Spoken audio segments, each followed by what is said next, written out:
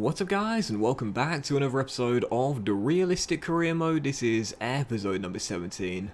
And we start today's episode off with the final Europa League group game, where as you can see we'd already guaranteed top spot with a game to spare. But all three of the teams below us, Istanbul, Başakşehir, who are our final game of the group, Molde and KA again, could still qualify in second place for the round of 32.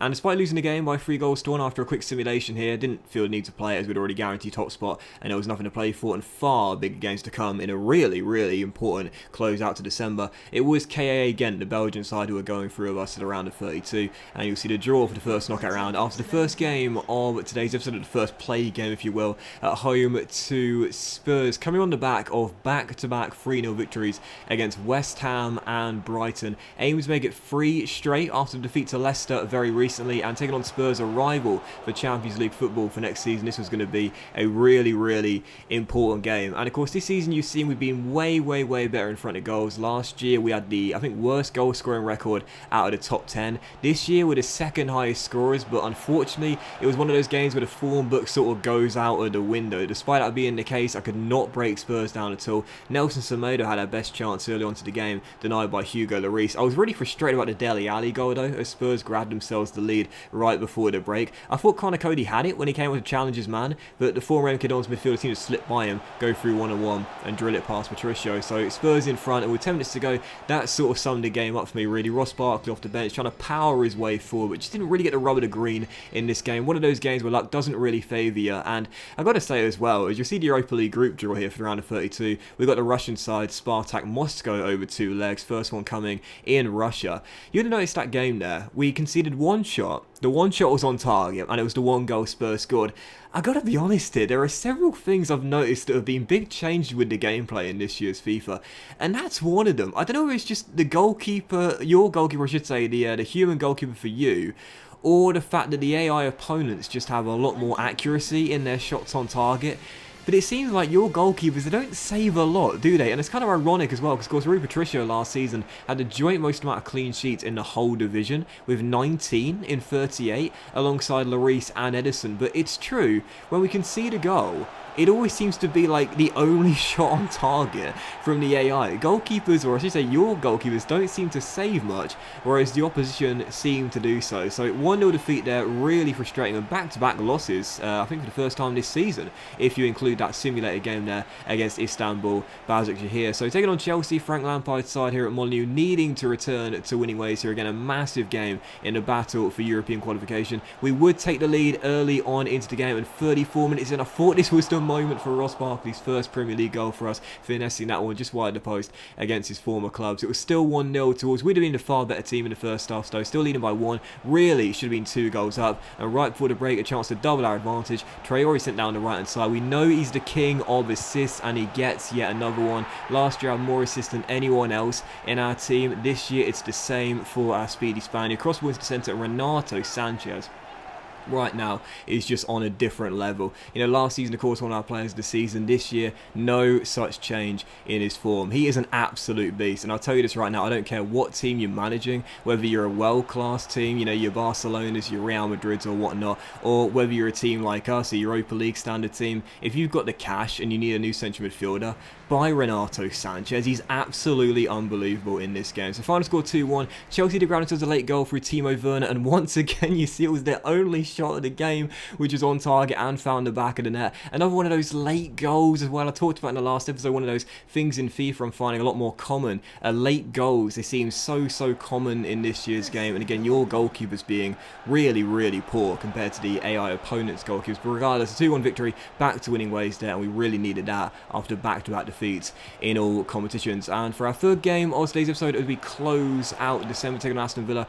in a West Midlands derby away from home. This would be the 19th game of the season, so officially after the 90-minute mark we would be halfway through the campaign, and a win in this game would give us back-to-back victories, and for the first time in quite a while, a place back in the top 4 to officially close out the first half of the season. So early on in the game I started off in attack mode, looking aggressive, looking for that early goal, and the guy that gets it early on into the game, Renato Sanchez, man, as a box-to-box midfielder, I've not played with anyone else in this year's FIFA that's been anywhere close to as effective. He's really good defensively, but most importantly, when going forward, he's such an assertive type of player. He loves to pop up inside the area for goals, and he got his second one there to make it 2-0 in the second half after Neves played him forward. And I love this as well. A few minutes later, a chance to grab his hat-trick, but what does he do? He spots the run of his bro Rafa to his left-hand side and instead passes up the chance for the match ball and gives it to our big money signing this year for his first goal, I believe,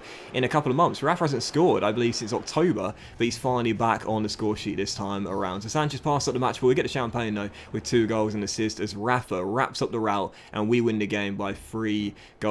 So final score 3-0. Again, Sanchez once again a masterclass. He's been our player of the season so far, alongside him, and they're still the top scorer in the Premier League right now. And as you can see, 19 games in, as your confirmation. Liverpool leading away, 8 points clear of Manchester City, the champions. Manchester United in 3rd place. We're 2 points behind in 4th, but look at the goals scored, those second highest scorers in the Premier League this year. And I love that as well, turning our biggest weakness into our biggest strength this season. You see the bottom 3, Leeds, Brentford and Swansea, still winless, only 3 points so far, and already 42 goals conceded in their first 19. Bad start to the lads from Luigi Stadium this year, but Raul Jimenez, you can see 17 goals in 19 games, top scorer right now, alongside Sadio Mane, who also has the same record as well. Renato Sanchez has 12 goals already this season. That's already more than he had all throughout last season, and he's in the top 5. Traore is leading the assist charts right now. Jimenez is close behind as well with 9 this season as well. And as for clean sheets, I don't think Patricio is going to get anywhere close to the Golden Glove this year. In fact, Gazzaniga has the same amount of clean sheets despite playing 9 games fewer than our Portuguese number 11. So, as you can see for the Chelsea game, I'm going to keep him in goal for the time being. I said Gaz is going to get more game time this year. He's not let me down so far, but still for the 4th game of today's episode here, taking on Chelsea away in West London at Stamford Bridge, aiming to keep ourselves in the top 4 as we look to close out December strong. I've got to be honest here, I'm really impressed by Gazzaniga this season, man. Again, 4 clean sheets in 5 in the Premier League. As we know, he's really good with his feet and his head, as you can see there as he nods that ball away there, as we're still tied at 0-0. And I gave Patricio the contract extension at the start of the season, as his deal was due to expire in 12 months' time. I gotta be honest, I'm kind of regretting that. I think I probably should have cashed in on him, possibly replaced him with Luis Maximiano. A few of you guys had said that he could be the replacement for Patricio, being one of the higher potential goalkeepers in the game. I decided to keep the 34-year-old. And honestly, if I could turn back time, I probably would have decided to go with the money instead. No bids came in for him, but I put him on the transfer list. I'm sure I could have got at least 1 bid for him. But yeah, I think I probably called that decision wrong. Maybe, just maybe, I should have sold Patricio, kept Gazzaniga as a backup and bought in the younger Portuguese goalkeeper, Luis Maximiano. Regardless, that game finishes a goalless draw. Really poor game, to be honest. 1 chance for us in the first half. Rafa's deflected shot going wide, and then Dendonk heading a corner over the bar in a goalless draw. That put us back outside the top 4 for the final game of December. It's so frustrating. We can barely get ourselves in the top 4, and then as soon as we get close to it or just inside it, we always seem to drop out in the very next game. So for the final game of December, going from West London to North London, taking on Jose Mourinho's Spurs away at the Tottenham Hotspur Stadium. Raul Jimenez has got a couple of goals without a game, a couple of games without a goal even, and 26 minutes in, I needed to get him back on the score sheet, and we needed to return to winning ways if we were to get back in the top 4 to close out the calendar year. And heading into the game, the top assist maker assists the top scorer. You love to see it there. Adama Traore, his speed is unbelievable, as you know. Great physical player. And Jimenez, great first time finish on the penalty spot there. Top corner as we lead by a goal. Once again, a bit of an uneventful game for us being the top scorers, second top scorers in the league right now. But 25 minutes to go, still leading by 1. Paulo Gazzaniga plays out to the left-hand side as Daniel Podence turns our former right back, Doherty, inside out, then beats Bonucci. I got to say, Daniel Podence this year is looking way better as an occasional starter and not one of the first names on the team sheet. Rafa's come in this year, that's gave Podence less minutes even, but he's thriving in more of a bench role this season. And of course, because Podence went all the way from just inside his own half to score a sensational solo goal, Paulo Gazzaniga gets an assist for the goal. Our first goalkeeper assist of this season. Oh my goodness gracious me, was that a throwback or what? For those of you that have been long term on my channel, you will know all about Paulo Gazzaniga, how much we love him. Paulo Gazzaniga getting an assist. Is this FIFA 13 again? Seriously? Absolutely glorious. And he also got involved in the build-up for our third goal as well. Raul Jimenez bagged his brace in this game to wrap it up. Spurs 0, Wolves 3. A great way to close out December and a great way to end things in today's episode on my birthday as well. Yes, it's my birthday today. I'm 21 years old. I think I'm 21 today. No, I'm 28 years old.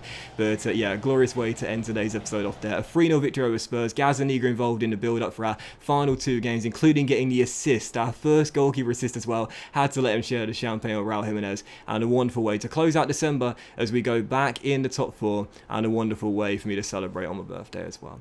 So that was today's episode of the Realistic Career Mode, guys. So big thank you for watching. Really hope you have enjoyed it, and a really big thank you to all my Patreon subscribers as well. Much love to you all. Have a fantastic day, and I will see you for the next episode of the Realistic Career Mode very soon, where the January transfer window will open, and Rui Patricio might well be getting put on the transfer list. Have a great day, guys. Much love, and I'll see you for the next episode of the Realistic Career Mode as January arrives very soon.